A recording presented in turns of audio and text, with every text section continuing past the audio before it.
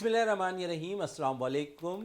Venus sports के साथ आपका मेज़बान है शहज़ादा मोइन हाजिर है। और पाकिस्तान ने एक तारीखी कामयाबी हासिल कर ली है जनूबी अफ्रीका के ख़िलाफ़, और जनूबी अफ्रीका की टीम को वाइट वॉश करने में कामयाब हो गई पाकिस्तान की टीम। और दूसरी दफ़ा 300 प्लस रन स्कोर किए पाकिस्तान ने जनूबी अफ्रीका के ख़िलाफ़, और 309 रन बनाए और 310 रन का टारगेट दिया जनूबी अफ्रीका की टीम को इस मैच में कामयाबी के लिए। और जनूबी अफ्रीका की टीम 271 रन बनाने के बाद इस मैच में आउट हो गई। पाकिस्तान की जानिब से ज़बरदस्त बॉलिंग का मुजाहरा किया है। सुफियान मुकीम ने 52 रन दे के 4 खिलाड़ियों को आउट किया, लेकिन मुसलसल 2 मैचेस में 2 सेंचुरी स्कोर करने वाले साइम अयूब, जिन्होंने इस इनिंग में भी जो है 101 रन की बारी खेली और पाकिस्तान को इस जीत में बड़ा अहम रोल उनका रहा है। साथ साथ मुसलसल 2 सेंचुरी स्कोर करने पे पाकिस्तान के साबका कप्तान बाबर आजम भी अब उन्हें जो है चीते का लकब देते हुए दिखाई दे रहे हैं। तो यकीनन पाकिस्तान के अंदर एक ऐसा चीता पैदा हो गया है जिसने परफॉर्म भी करना शुरू कर दिया, और अनकरीब जिस तरह उनकी कारकर्दगी है, तो ये एक सूदमंद रहा है साइम के लिए भी कि चैंपियंस ट्रॉफी से कबाल बड़ी ज़बरदस्त है कारकर्दगी का वो मुजाहरा कर रहे हैं। और साथ साथ जनूबी अफ्रीका की थोड़ी सी बात कर लें तो जनूबी अफ्रीका ने अपनी क्रिकेट हिस्ट्री वनडे में 191 में शुरुआत की वनडे की, और उसके बाद जो सीरीज़ खेली गई वो थी इंडिया के ख़िलाफ़ सीरीज़। लेकिन पाकिस्तान की टीम वो वाहिद टीम बन गई जिसने जनूबी अफ्रीका को जनूबी अफ्रीका में वाइट वॉश करने में कामयाब रही। तो पाकिस्तान को अब टीम को क्रेडिट देना पड़ेगा कि उसने बड़ी ज़बरदस्त कारकर्दगी का मुजाहरा किया इस मैच के अंदर। उसके अलावा अगर हम बात कर लें पाकिस्तान के दीगर खेलों में, तो बड़ी ज़बरदस्त कारकर्दगी इस वक्त जारी है पाकिस्तान के स्क्वाश प्लेयर की भी, और उन्होंने भी अपना तसलसल बरकरार रखा हुआ है खासकर जूनियर सतह पर। और जूनियर सतह पर बहुत कुछ होता दिखाई दे रहा है, और यहाँ पर हमने देखा कि US ओपन जूनियर कैटेगरी के मुकाबले जो खेले जा रहे थे अमेरिका में, और वहाँ पर जो है पाकिस्तानी प्लेयर्स ने बड़ी ज़बरदस्त कारकर्दगी का मुजाहरा किया। और पाकिस्तान ने जो अंडर 11 प्लेयर हैं और जिसने बड़ी ज़बरदस्त कारकर्दगी का मुजाहरा किया, हरमास ने। हरमास के लिए मैं ये बता दूं कि हरमास वो वाहिद प्लेयर है पाकिस्तान के अंडर 11 जिसने सबसे पहले जो इंटरव्यू है वो वीनस टीवी को दिया था, और उससे जाने से कबल उसने बड़ी ज़बरदस्त अपने अज़ाइम का इजहार किया था। वो सब कुछ हम आपको अपने इस प्रोग्राम में भी बताएंगे हरमास के हवाले से भी। और साथ साथ आज जो प्रोग्राम है उस पर हम बहुत सी बातें भी करेंगे। आज हमने इसीलिए एक ऐसी शख्सियत को भी अपने शो पे मदऊ किया हुआ है कि जो खेलों की खदमात पर उन्हें 2017 में 10 अगस्त 2017 में उन्हें खेलों की खदमात पर गोल्ड मेडल दिया गया, और वज़ीर आला उस वक्त के थे मुराद अली शाह जो उन्होंने दिया उन्हें। तो यकीन वो भी आज हमारे साथ मौजूद हैं। सबसे पहले जावेद इकबाल भट्टी साहब हमारे साथ यहाँ पर तशरीफ़ रखते हैं, स्पोर्ट्स एनालिस्ट हैं, और जिस तरह वो अपने तज्ज़िये करते हैं, और कल भी हम बात कर रहे थे इसी हवाले से कि पाकिस्तान की टीम है क्या कामयाबी हासिल कर पाएगी, वाइट वॉश कर पाएगी, वो सब कुछ पाकिस्तान टीम ने कर दिया। तो यकीनन इसी प्लेटफॉर्म से हम पाकिस्तान के लिए दुआ गो थे कि पाकिस्तान पहली दफ़ा जनूबी अफ्रीका को जनूबी अफ्रीका में शिकस्त दे। उसके साथ साथ हमारे साथ जिस तरह मैंने इंट्रो में कहा कि ऐसी शख्सियत हमारे साथ मौजूद है, तो सईद आलम साहब हमारे साथ मौजूद हैं। खेलों की खदमात पर 2017 10 अगस्त को जो है हुकूमत सिंध की जानिब से इन्हें गोल्ड मेडल का एजाज़ दिया गया। तो यकीनन ये भी हमारे लिए अप्रिशिएट है कि आज हमारे शो में जो है सईद आलम साहब यहाँ पर तशरीफ़ रखते हैं। तो जावेद साहब से शुरुआत करते हैं और पाकिस्तान की इनिंग पे भी बात करते हैं। लेकिन साइम जिस तरह परफॉर्म कर रहे हैं, लेकिन उसके बरक्स अगर हम देखें तो मुसलसल जहां साइम के लिए कई रिकॉर्ड बने, पाकिस्तान ने कई रिकॉर्ड बनाए, तो वहां पाकिस्तान के एक ऐसे ओपनर अब्दुल्ला शफीक ने भी एक रिकॉर्ड अपने नाम कर लिया है, और वो 3 दफ़ा इस सीरीज़ के अंदर 0 पर आउट हुए हैं। मुसलसल वो अब 2024 में जो है 21 इनिंग उन्होंने खेली है और 7 दफ़ा वो आउट हुए हैं ये 0 पर। तो यकीनन अब सिलेक्टर्स सोचने पे मजबूर हो जाएंगे कि आया अब्दुल्ला शफीक की जगह हम दीगर प्लेयर्स को चांस दें, या अब्दुल्ला शफीक को हम चैंपियंस ट्रॉफी तक इसी स्क्वाड में बरकरार रखें। आया जीत इस वक्त पाकिस्तान की कदम चूमती दिखाई दे रही है। पहले ऑस्ट्रेलिया, जिम्बाब्वे और अब जनूबी अफ्रीका को जनूबी अफ्रीका में शिकस्त देकर तारीख रकम कर दी है। तो जावेद साहब क्या कहेंगे पाकिस्तान की कारकर्दगी पे? जी मोइन भाई, बहुत शुक्रिया। जिस तरह आपने इंटरव्यू में कहा कि हम कल भी यहाँ बैठ के यही बात कर रहे थे कि जिस तरीके से पाकिस्तान की फॉर्म लगी हुई है, और साउथ अफ्रीका जो पहले वनडे में हमने उन्हें आउट क्लास किया था, उसके बाद आपको पता है कि उस मोमेंटम जो हमारी टीम का बन गया है, और उसके बाद तो माशाल्लाह आपने पीछे मुड़कर नहीं देखा। जिस तरीके से तूफ़ानी रन्स जो उगल रहा है साइम अयूब का बैट, और फिर उसके बाद आपके सीनियर किंग बाबर हो गए, रिजवान हो गए, आगा सलमान, तैयब ताहिर, आपको पता कामरान गुलाम, हमारे बैट्समैनों ने वहाँ से मकसद एक ऐसी टो की है लाइन कि उसके बाद तसलसल जो है उनकी इनिंग में आता गया। और जिस तरीके से मोहम्मद रिजवान ने साउथ अफ्रीका को जाकर, साउथ अफ्रीका में वो पाकिस्तान का पहला कप्तान बन गया, क्योंकि 21 सदी में जो है उनको वाइट वॉश करने वाली वाहिद पाकिस्तानी टीम है। और ये क्रेडिट जो मोहम्मद रिजवान और पूरी टीम को जाता है। और पाकिस्तानी टीम ने जिस तरीके से वहाँ बिल्कुल आपको पता कि मजबूत पकड़ के साथ उन्होंने अपना कॉन्फिडेंस इतना हाई कर लिया कि उन्होंने ग्राउंड को जैसे जैसे इज्जत दी वैसे वैसे कामयाबियां जो है उनके कदम चूमती गई। और वो साउथ अफ्रीका की टीम को हम तो समझ रहे कि बहुत अच्छी फाइट होगी, लेकिन हेनरी क्लॉसन के अलावा कोई भी बैट्समैन हमें इस सीरीज़ में मुतासिर नहीं कर सका। हेनरी क्लासन आपको पता है कि वो बिल्कुल अटैकिंग प्लेयर है, उसके अगर लगते हैं तो लगते ही चले जाते हैं। इसके अलावा जो है मायूस किया साउथ अफ्रीका की टीम ने, लेकिन उसका क्रेडिट हमने अपने बॉलर्स को देना होगा। जिस तरीके से कल के मैच में जो वाइट वॉश के हैसियत से बहुत अहमियत अख्तियार कर गया था, सुफियान मुकीम ने जो आउटस्टैंडिंग बॉलिंग की है, 4 जो उन्होंने आउट किए हैं 52 रन दे के, और उसके बाद शाहीन और नसीम शाह का पेयर, इन्होंने भी जो है इस कल के मैच में बहुत जान मारी। लेकिन आपको जो है इसका क्रेडिट देना होगा साइम अयूब को, वो जो अपनी स्किल विकेट पर आकर शो कर रहे हैं, वो बड़े बड़े लेजेंड्स भी जो है उनकी तारीफ करने पे मजबूर हो गए हैं। और जिस तरीके से इंट्रो में आपने कहा है कि उसको चीते का लक़ब दे दिया है हमारे किंग बाबर आजम ने, तो भाई उसका बनता था। जिस तरीके से वो रन्स कर रहा है और उसके बाद मोहम्मद रिजवान रन्स कर रहे हैं, आगा सलमान अच्छा चले ने। आपने किंग की बात की, बाबर ने उन्हें जो है चीते का लक़ब दिया, लेकिन बाबर ने दूसरा एक और भी काम किया है और उन्होंने इमामुल हक को जो है उनकी सालगिरह पर मुबारकबाद भी दी है। तो इमामुल हक भी इस वक्त डिज़र्व करते हैं क्योंकि उन्होंने बड़ी ज़बरदस्त परफॉर्मेंस इस वक्त का जो पाकिस्तान के अंदर बहरिया कप जारी है T20 उसमें दिखाई है और मुसलसल वो निफ सेंचुरी स्कोर कर रहा है। तो एक जानिब है अब्दुल्ला रन नहीं कर रहे, दूसरी जानिब इमाम के लिए अब सपोर्ट पे आ गए हैं बाबर, और बाबर ने जो ट्वीट किया है उन्होंने सोशल मीडिया पे इमामुल हक को भी मुबारकबाद दी है उनकी सालगिरह पर, और एक जानिब चीता भी करार दे रहे हैं यहाँ पर साइम को। जी मोइन भाई, जैसे आपने साइम का कहा कि साइम को तो वो चीता करार दे रहे हैं, लेकिन आप उनके साथ देखें अब्दुल्ला शफीक ने भी इस सीरीज़ में रिकॉर्ड बना दिया। हमने वाइट वॉश किया, उन्होंने 3-0 जो है वो लेकर वाइट वॉश किया।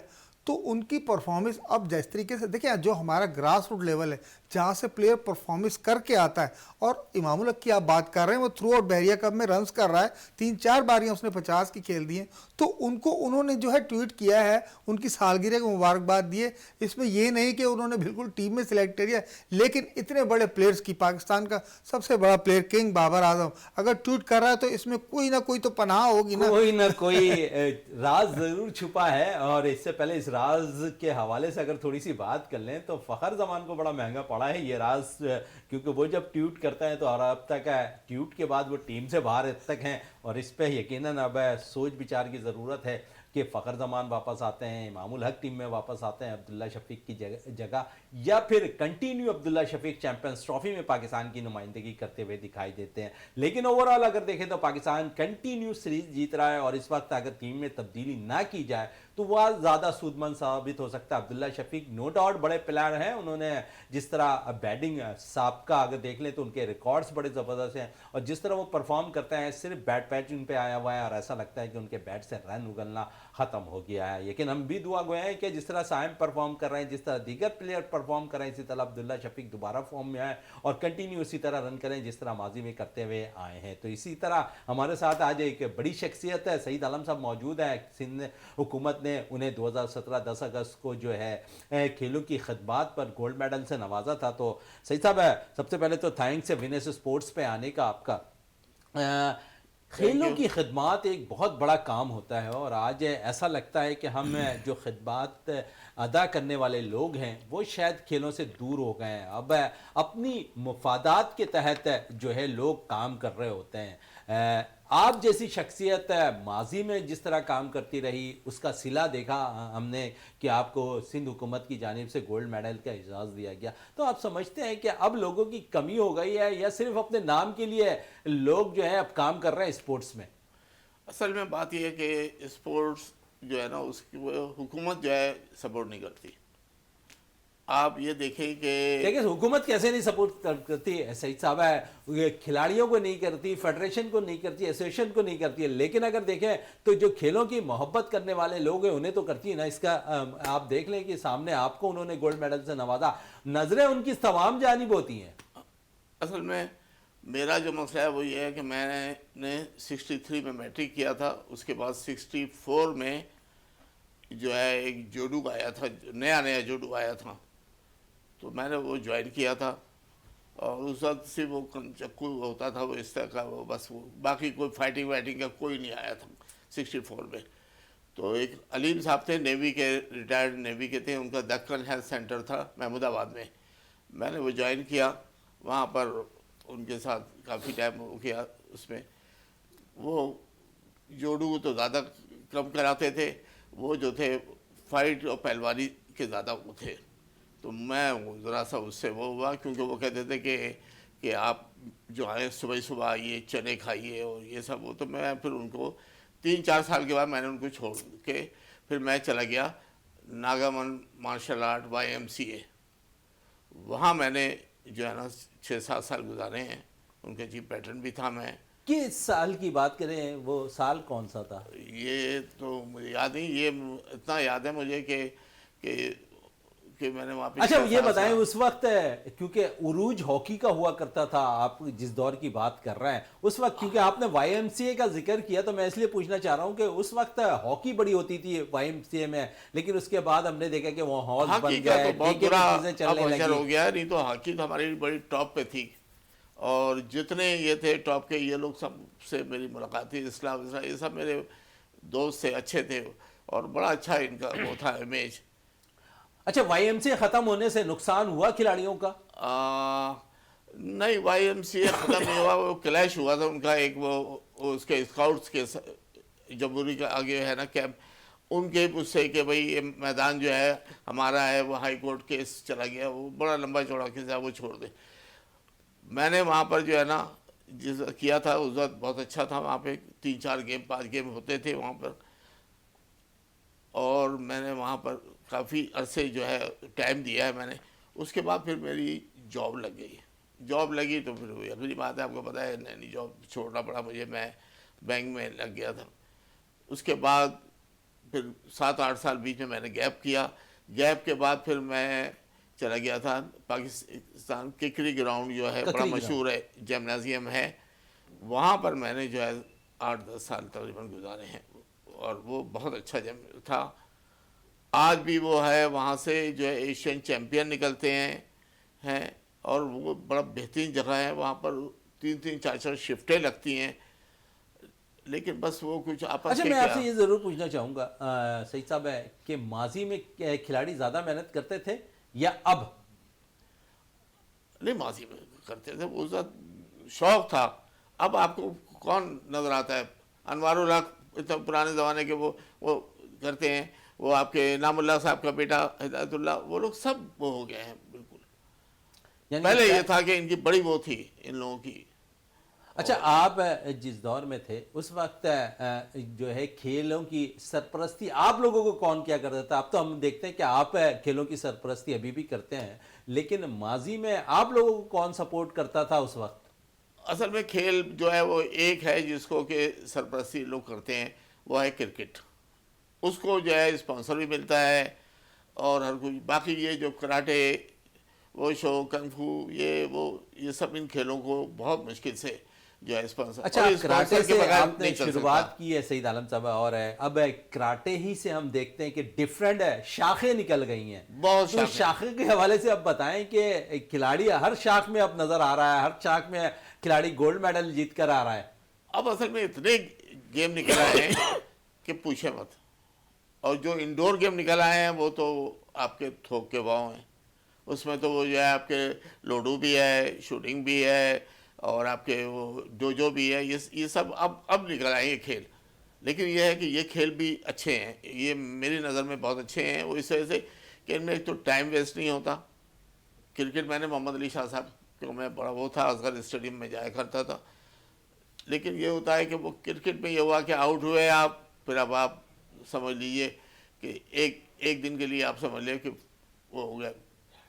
और ये जो होते हैं हमारे जो खेल हैं, मास रेसलिंग, आर्म रेसलिंग, ये बड़े टॉप का खेल है, इसमें टाइम नहीं लगता। ये तो टॉप का खेल नजर आ रहा है, और इस टॉप के खेल में क्या और कुछ इंटरनेशनल है ये। मजीद सही साहब से और भी बात रहेगी मेरी। जावेद इकबाल भट्टी मौजूद हैं। जावेद साहब, साइम 101 रन और 309 रन पहले बनाने में हम कामयाब रहे। 310 का टारगेट दिया हमने और 271 रन बनाने में कामयाब हुई जनूबी अफ्रीका की टीम है। जावेद साहब, अगर हम देखें तो थोड़ा सा इस मैच के अंदर एक वक्त ऐसा नज़र आ रहा था कि यहाँ पर जनूबी अफ्रीका की टीम मैच जीत लेगी, लेकिन सुफियान मुकीम के हवाले से क्या कहेंगे जिन्होंने 4 विकेटें हासिल की? मोइन भाई, इसका क्रेडिट देखें, एक लम्हा ऐसा था, ये तासुर नहीं बल्कि बिल्कुल नज़र आ रहा था जिस तरीके से हेनरी क्लासन, वेरी डॉसन खेलने शुरू हो गए थे, लग रहा था कि स्कोर चेस हो जाएगा, क्योंकि तकरीबन रने बॉल आ गया था, 6 का रेट आ गया था एक दफ़ा, 6.5 का, 7 का। ये तो आपको पता है T20 को आम है, लेकिन वनडे में तो बहुत तरीके से ही कर सकते थे।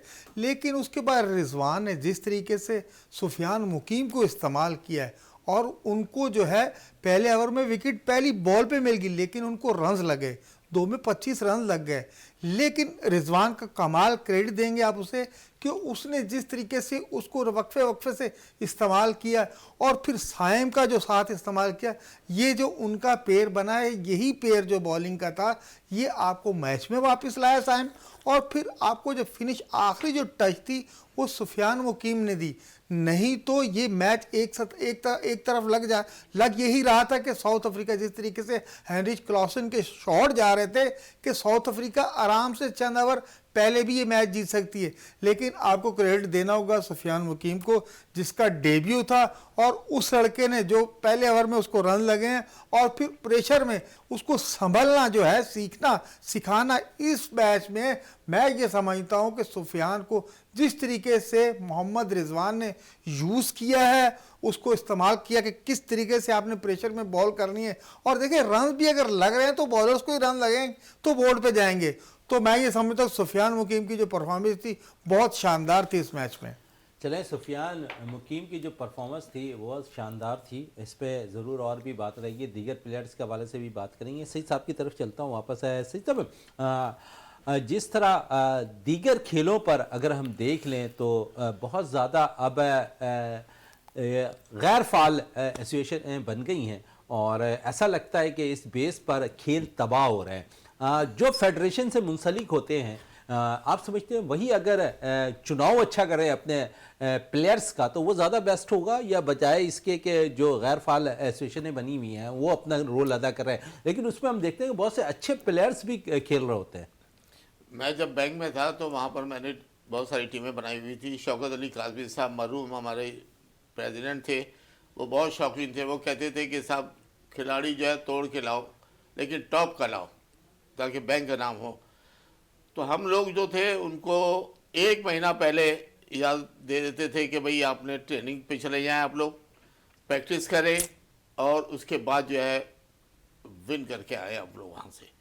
अब के दौर में जो है यहाँ पर ये होता है कि 1 हफ्ता पहले वो होता है, पता चलता है कि भाई आपने फला मैच में जाना है, और उसके बाद जो है 3 दिन 2-3 दिन आपको समझ लो कि ट्रेनिंग का होता है। तो वो नहीं है, ट्रेनिंग जो है ना बड़ी ज़रूरी चीज़ है।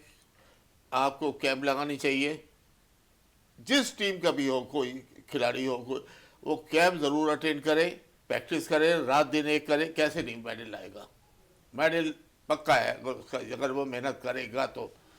मुझे अच्छी तरह याद है कि मेरे साथ एक लड़का वो था, वो आपके पराठे लगाता था हब पे, अब मैं उसका नाम तो भूल रहा हूँ इस वक्त। वो जनाब मेरे साथ यहाँ से गया, झंग फाइट थी वहाँ, हमारी चैम्पियनशिप थी वहाँ पे। तो उसको मैंने कई दफ़ा कहा, मैंने कहा कि बेटा तुम भी बिरयानी हम लोग खा रहे हैं, तुम लोग भी कहने का नहीं अंकल मैं नहीं खाऊंगा, मैं फाइट हो जाएगी उसके बाद खाऊंगा। उसने ना मेरे कोल्ड ड्रिंक पी ना कुछ किया, और उसके बाद जो है वो वहाँ गया और फाइट जीत के आया। वो रशिया से मेडल लेके आया। मैं उसको लेके गया, मैं नाम नहीं लूँगा, लेकिन मैं वहाँ पर स्पोर्ट बोर्ड में उसको लेके गया। मैंने कहा भाई ये इसने पाकिस्तान के लिए ये किया, इसको आप जो है ना कुछ ना दें, एक सर्टिफिकेट दे दें और इसको कोई जगह दे दें जहाँ पर ये अपना कैंप लगाएगा, और इससे ये आप लिखवा लें, एग्रीमेंट कर लें कि भाई तुमने 6 महीने साल के बाद जो है हमें 3-4 खिलाड़ी अच्छे निकालने हैं, और इसको आप सामान दे दें, वो दे दें और इससे लिखवा लें। लेकिन वही हुआ कि उन्होंने कुछ भी नहीं किया। वो फिर यानी कि सरपरस्ती हुकूमत की वो जानिब से दोबारा जाकर के वही पराठे लगा रहा है वो। चले, बड़ा अफसोस है कि किसी प्लेयर्स ने पाकिस्तान के लिए गोल्ड मेडल जीता, और जब सईद आलम जैसी शख्सियत है सिंध स्पोर्ट बोर्ड में जाकर उन्होंने अपना कारनामा अंजाम दिया, तो हमें कोशिश यही होती है कि उन कारनामों को ख़त्म किया जाए, उनसे जो है सारी चीज़ों को मनसूब किया जाए, और उनकी खिदमात पर उन्हें जो है बाकायदा उनको ट्रेनिंग के लिए वो जगह भी दी जाए। अगर हम बात कर लेंगे खेलों के हवाले से, तो बहुत कुछ इसमें हमें करना पड़ता है, और खेल इतना आसान नहीं होता किसी के लिए, पाकिस्तान के लिए गोल्ड मेडल हासिल करना। इस पे ज़रूरत रहती है हमारी, और इसको हम ज़रूरतों को पूरा करने की भरपूर तौर पर हुकूमती सरपरस्ती पे ज़रूरत होती कि उसको काम करें। और साथ साथ हुकूमत अगर इन खेलों पर सरपरस्ती कायम रखेगी तो यकीनन खिलाड़ी हमें बेशुमार निकलते हुए दिखाई देंगे, और सपोर्ट अगर हासिल होगी तो वो खिलाड़ी एक दफ़ा अगर गोल्ड मेडल लेकर आया है तो दूसरी दफ़ा जाकर पाकिस्तान के लिए मज़ीद मेहनत करेगा, और वो गोल्ड मेडल के साथ साथ दीगर और अपने प्लेयर्स को बनाने की कोशिश करेगा कि वो पाकिस्तान के लिए कारनामा अंजाम दे। चलें, ये तो कारनामे की बात होगी, कल बहुत कुछ हुआ है ग्राउंड में, उस पर भी बात कर लेते हैं। जोहान्सबर्ग के ग्राउंड में कल अगर हम देखें तो पाकिस्तान के खिलाड़ियों ने जहां अच्छी परफॉर्मेंस दिया, वहां पर बहुत सी चीज़ें हुई हैं। और सबसे पहले तो स्क्रीन की बात कर लें, जहां पर स्क्रीन पे बाकायदा तौर पर यह दिखाया गया स्टेडियम में मौजूद शायकीन जो वहां पर आए हुए थे। सबसे पहले तो एक शादी के लिए जोड़े ने आपस में एक दूसरे को जो है इंतखाब कर लिया, एक बड़ी चीज़ थी। दूसरी साथ साथ स्टेडियम के अंदर एक विलादत होने वाली एक बच्चे की, एक जोड़े की, तो वो भी स्क्रीन पर दिखाया जा रहा था।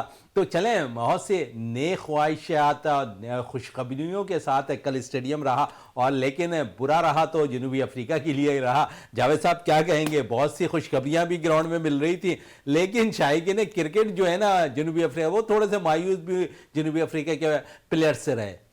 जी मोइन भाई, जिस तरीके से आपको पता है कि कैंसर की आगाही के हवाले से, पिंक डे के हवाले से ये मैच जो हो रहे थे, और फिर जिस तरीके से आपने देखा है कि उन्होंने बिल्कुल स्क्रीनशॉट भी दिखाए कि वहाँ एक दूसरे को प्रपोज किया जा रहा है, और फिर उसके बाद आपने ये जचकी का मामला वो सारे भी दिखाए, और आपने देखा स्टेडियम में स्विमिंग पूल भी दिखा रहे हैं, उसमें एंजॉय भी कर रहे हैं। लेकिन बात वही आप वाली, शायकीन तो बिल्कुल सज धज के आए थे पूरा मैच देखने के लिए, लेकिन उन्हें पाकिस्तानी टीम की इस परफॉर्मेंस का पता नहीं कि पाकिस्तान जो है अब एक ट्रैक पर आ गया है, और साउथ अफ्रीका जैसी मजबूत टीम को वाइट वॉश कर देना, और फिर उसके बाद जब मैचेस चल रहे हैं और मुख्तलिफ तमाशे कि आपने देखा कि पाकिस्तानी अलग नहीं बैठे, वो भी साथ ही बैठे और इंजॉय कर रहे थे। इस क्राउड का जो इंटरनेशनल जो क्रिकेट है ना, उसमें इस टाइप का क्राउड होना चाहिए, ना कि जो हिंदुस्तान का क्राउड है।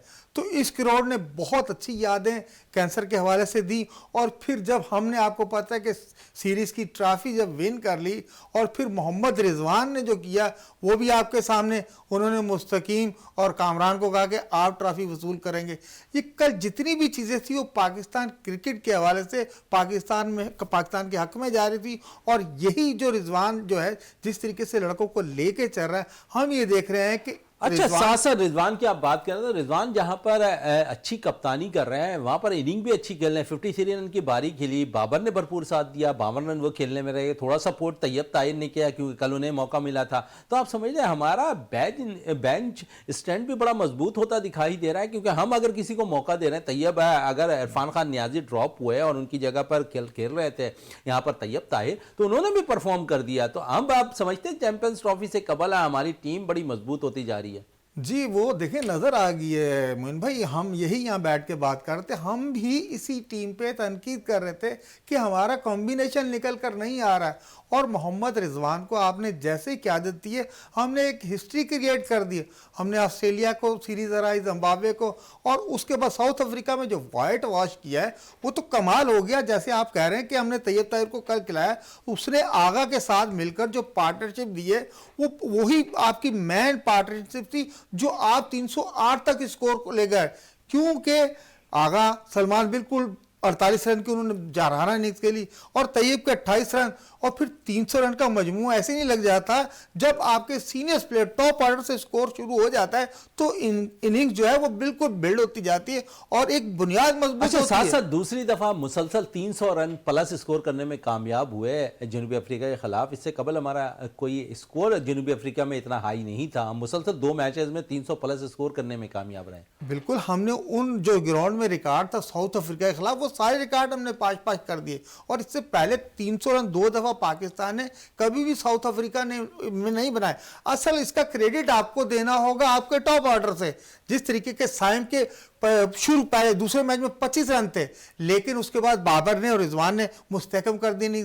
और कल जो आपको पता है मैच की जो खास बात थी वो साइम और बाबर आजम की पार्टनरशिप थी। उसके बाद जो रिजवान और साइम की पार्टनरशिप थी। जिस तरीके से हमारे प्लेयर तसलसल से रन्स करते आ रहे हैं तो आपको पता है मजबूत इनिंग बन रही है। बाबर, सलमान, तैयब ताहिर, साथ साथ साइम, मुसलसल रन हो रहे हैं। ऊपर से अगर रन हो रहे हैं तो नीचे वाले बैटर ने भी मायूस नहीं किया। हमेशा रोना रोते हम रहे थे कि मिडिल ऑर्डर हमारा रन नहीं कर रहा। मिडिल ऑर्डर भी हमारा रन कर रहा, हमारे ओपनर भी रन कर रहे हैं। हमारे पास अगर देखें तो इस वक्त मुकम्मल टीम बनती दिखाई दे रही है। हम अगर बॉलिंग चेंजिंग करते हैं, फास्ट बॉलिंग, वहाँ अच्छे बॉलर मौजूद हैं। हम अगर स्पिनर्स चेंज करते हैं, अच्छे स्पिनर्स मौजूद हैं हमारे पास है। अब इसी जीत के साथ हमने चैंपियंस ट्रॉफी पे जाना है और पाकिस्तान ने इस चैंपियन ट्रॉफी में कामयाबी हासिल करनी है। और मैं सही साहब से ये भी पूछूंगा क्योंकि भारत और पाकिस्तान के मामलात इस वक्त ऐसे हैं, क्योंकि अगर चैंपियंस ट्रॉफी की बात कर लें तो हाइबर मॉडल को तस्लीम कर लिया गया है और हाइबर मॉडल पे इंडिया की टीम है, तमाम मैचेस अपनी खेलेगी दुबई में। और इस हवाले से भी बात करूंगा। सही साहब, खेलों से वाबस्तगी आपकी काफ़ी रही है, इस इंडिया और पाकिस्तान के मामलात पे आप क्या कहेंगे? ये बड़ा पुराना वो है, आपस में इनका कोई वो नहीं हो पाता। और अभी भी देखें कि उन्होंने कहा कि जी हमारे जो खिलाड़ी हैं वो आपके दुबई में या उधर मैचेस दुबई में मैच खेलेंगे तो कोई बात नहीं, वो वहाँ करें भाई। हमने और सबसे ज़्यादा इम्पोर्टेंट मैच जो होता है वो होता है पाकिस्तान और इंडिया का। अच्छा, सिर्फ क्रिकेट नहीं, हम देखते हैं कि हॉकी में भी मुकाबला हो, फुटबॉल में भी मुकाबला हो, कबड्डी में भी मुकाबला हो, स्क्वॉश में भी हो, या अंडर 19 सतह पे क्रिकेट हो रही हो, विमेंस के मैचेस हो रहे हो। बड़ा ये चीज़ होती है कि इंडिया पाकिस्तान के मिलाप में हर कोई दिलचस्पी से उस चीज़ को फॉलो कर रहा होता है। बहुत इंटरेस्ट होता है इस मैच के लिए, बड़ा इंटरेस्ट होता है। यहाँ तक कि लोग छुट्टी कर लेते हैं दफ्तर से। और खासकर मैं बात करूंगा जेवलिन थ्रो की, जहां अरशद नदीम ने भी समझ लिया चोपड़ा को जिस तरह शिकस्त दिया तो वो भी देखने की ताल्लुक रखता था। लेकिन बहुत बड़ी बात जो है वो वहाँ का जो वो था खिलाड़ी इंडिया का, उसकी वालदा ने जो कहा है, उसने कहा कि नहीं ये भी मेरा बेटा है। बहुत बड़ी बात उसने कह दी है, हालांकि बिल्कुल बहुत बड़ी बात है। और लेकिन पाकिस्तान ने भी तो मोहब्बत की है ना, ऐसा नहीं है पाकिस्तान ने अपने रिकॉर्ड तोड़ दिया। उसको पता चलता है कि हाँ भाई कोई जीत के आया है, इनामात की जो भरमार हुई है उसकी, तो उससे पता चलता है कि हाँ भाई। अच्छा, एथलेटिक्स के हम प्लेयर क्यों नहीं निकाल पाते, क्या वजह है सईद आलम साहब? और क्योंकि हम अगर देखें तो जिस तरह हमारे पास अब वेन्यूज़ अगर देखें तो कराची की अगर मैं बात कर लूँ तो हमारे पास नेशनल कोचिंग सेंटर है, पाकिस्तान स्पोर्ट बोर्ड है। और चेंजिंग एक तवील अरसे के बाद अब मैं देख रहा हूँ कि सारी चीज़ों पर अब काम होता हुआ दिखाई दे रहा है, तवील अरसे के बाद। आप समझते हैं कि अरशद नदीम के बाद ऐसा लगता है कि थोड़ी सी चेंजिंग अब आती दिखाई दी है? अब गेम, हर गेम में जो है वो मतलब हुकूमत थोड़ी सी वो कर रही है, तो अब ये है कि इंशाल्लाह निकलेंगे हमारे पास। असल में बात यह है कि जो तरीक़ाकार मेरी नज़रों में है वो ये है कि ट्रेनिंग जो है ना वो मस्ट है।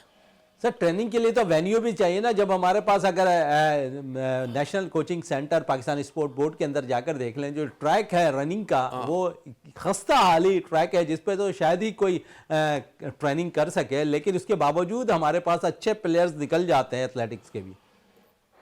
बिल्कुल सही कह रहे हैं हम कि वो हमारे पास बहुत हैं हमारे पास अभी मैं सेंट जोसेफ कॉलेज में मैं गया था इनामात देने के लिए, उन्होंने मुझे इनवाइट किया था। तो मैंने देखा कि हमारे पास बहुत टैलेंट है, इतनी लड़कियां लड़के थे कि पूछो मत। इन्हीं में से जो है ना निकलते हैं। एक है आपके student talent club park colony में, वहाँ पे भी बच्चे बच्चियों को ट्रेनिंग दी जाती है। और मैं यही कहता हूँ कि वही वही है हमारी ग्रोथ के जो आगे आके निकले। अच्छा सही साहब, लेकिन उनकी इस वक्त ट्रेनिंग अगर हम होनी थोड़ी सी चाहिए। बात कर लें, क्योंकि आप खेलों से मुंसलिक हैं और अब भी बहुत अच्छे काम कर रहे हैं, आजकल आप किसी फेडरेशन या एसोसिएशन के साथ मुंसलिक हैं किसी खेल में? भाई मैं इस वक्त 3 उनका वो हूँ, एक मास रेसलिंग, आर्म रेसलिंग और एक किक बॉक्सिंग।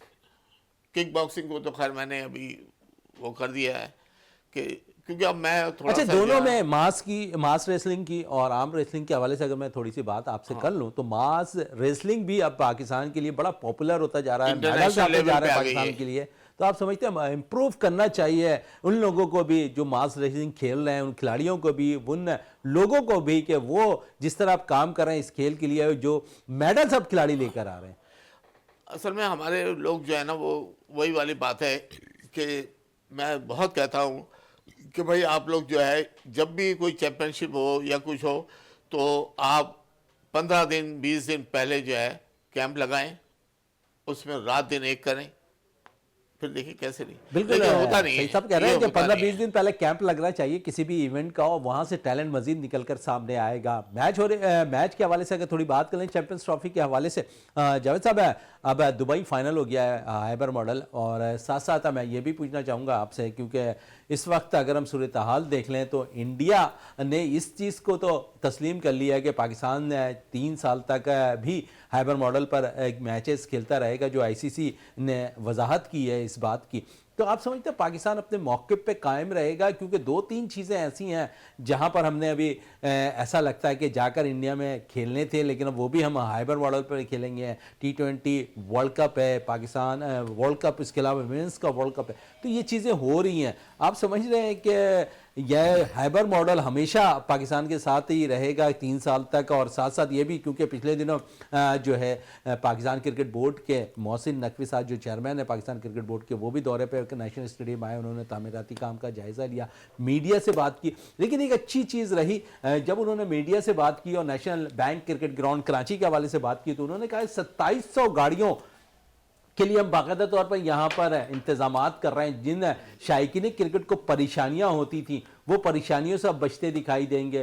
फिर साथ साथ जिस तरह वह स्क्रीन, डिजिटल स्क्रीन लगाए जा रहे हैं, पहले एक था अब 2 स्क्रीन लगाए जा रहे हैं, बाकायदा जंगले दोबारा लगाए जा रहे हैं जिनसे वाज़े तौर पर ग्राउंड में जो मैचेस हो रहे होंगे खिलाड़ियों को वो देख पाएंगे, इनिंग्स देख पाएंगे, तो एक अच्छा साइन है। लेकिन मैं आपसे यही पूछूंगा, पहले तो मैं हाइबर मॉडल के हवाले से आप मुझे बता दें, और फिर मोहसिन नकवी के हवाले से। उमन भाई, इस पे आपने जो सवाल किया है ना कि पाकिस्तान 2027 तक जो है इंडिया में कोई भी मैचेस जो है ना इंडिया में नहीं खेलेगा, हार्वर्ड मॉडल पे खेलेगा। देखो मोइन भाई, इस पे मेरे भी खदशात हैं, आपने भी कुछ खदशात का इजहार किया है। देखिए आगे क्या सिचुएशन होती, आया कि इंडिया में जो गवर्नमेंट अभी चल रही है वही होगी या पाकिस्तान में। मैं ये देख रहा हूँ, मेरी ये राय है कि जैसे ही हमारी चैम्पियन ट्रॉफी ख़त्म होगी उसके बाद जो है तकरीबन ये 26 तक बात जैसे चलेगी, मैं ये देख रहा हूँ कि कहीं ना कहीं जो है बैकडोर डिप्लोमेसी आएगी और पाकिस्तान जो है इंडिया में खेलने जा सकता है। असल देखें, ये असल मसला है कि गवर्नमेंट, वहाँ कौन सी गवर्नमेंट है, यहाँ कौन सी गवर्नमेंट है। और देखें, ये पाकिस्तान क्रिकेट बोर्ड ने डिसाइड नहीं किया, ये इंटरनेशनल क्रिकेट काउंसिल ने डिसाइड किया है, हमारी डिमांड थी ये। लेकिन यह है कि अगर बीच में अच्छे ताल्लुकात हो जाते हैं तो इन चीज़ों को जो है पसे पर्दा डालकर बड़ी अच्छी आगे बढ़ बात सकते करें हैं। जावेद साहब के पसे पर्दा डालकर जो है ताल्लुकात बहाल होते हैं तो बहुत चीज़ें चेंज भी हो सकती हैं। सही साहब, थोड़ा सा टाइम शॉर्ट है, कोई पैगाम खेलों के हवाले से देना चाहेंगे आप? भाई मेरा पैगाम यही है कि एक तो यह है कि आपस में जो है ना हमारे यहाँ क्लैश बहुत है एसोसिएशन में, एसोसिएशन में और स्पोर्ट बोर्ड में, ये ख़त्म होना चाहिए। हर आदमी को इजाज़त हो कि भाई वो खेल को देखे बस। बड़े अच्छा, जबरदस्त बात और कही। बहुत अच्छे लोग हैं। अहमद अली राजपूत साहब बहुत अच्छे वो हैं, बड़े पुराने वो हैं, मेरे साथ तो बहुत उनका टाइम गुजरा है। तो एक तो ये, और दूसरा जो है वो ये कि भाई प्रैक्टिस मस्ट है। बिल्कुल प्रैक्टिस जब हर खिलाड़ी के हाँ, करने का हक है, और वो और उनके पास सिलेक्शन वैल्यू जो अच्छी है हो वो और चीज़ें अच्छी हो तो प्रैक्टिस करें हाँ। और फिर पाकिस्तान के लिए नाम रोशन करें। सईद आलम साहब यही कह रहे हैं। सईद साहब आपका बहुत बहुत शुक्रिया, जावेद साहब आपका बहुत बहुत शुक्रिया। प्रोग्राम का अख्ताम करते हैं इस दुआ के साथ कि पाकिस्तान में खेल और खिलाड़ी तरक्की करते रहें और पाकिस्तान की सबसे लाली परचम को दुनिया भर में रोशन करते रहें। इसी के साथ अपने मेज़बान शहजादा मोइन को इजाज़त दें। पाकिस्तान जिंदाबाद। लेकिन जाते जाते, क्योंकि पाकिस्तान की सबसे लाली परचम को हरमास ने अंडर 11 स्कॉश चैंपियनशिप जो यूएसए ओपन जूनियर लीग हो रही थी 2024 की, उसमें पाकिस्तान के लिए पहली दफ़ा गोल्ड मेडल हासिल कर लिया है। तो वो पैकेज हमने तैयार किया, वो पैकेज देखते जाएं। पाकिस्तानी स्कॉश प्लेयर ने यूएस जूनियर ओपन में तारीख रकम कर दी। 11 साल की उम्र में पाकिस्तान के लिए गोल्ड मेडल हासिल कर लिया। पाकिस्तान जूनियर खिलाड़ी मोहम्मद हरमास अली राजा ने यूएस जूनियर ओपन 2024 में गोल्ड मेडल जीत लिया। हरमास ने फाइनल में अमेरिकी खिलाड़ी को शिकस्त दी। फाइनल में हरमास ने अमेरिकी खिलाड़ी को 11-8, 11-8, 11-8 से शिकस्त दी। मोहम्मद हरमास अली राजा यूएस ओपन जूनियर में अंडर 11 बॉयज टाइटल जीतने वाले पहले पाकिस्तानी हैं। यूएस जूनियर ओपन स्कॉश 2024 में 51 मुल्कों के 1007 खिलाड़ियों ने शिरकत की।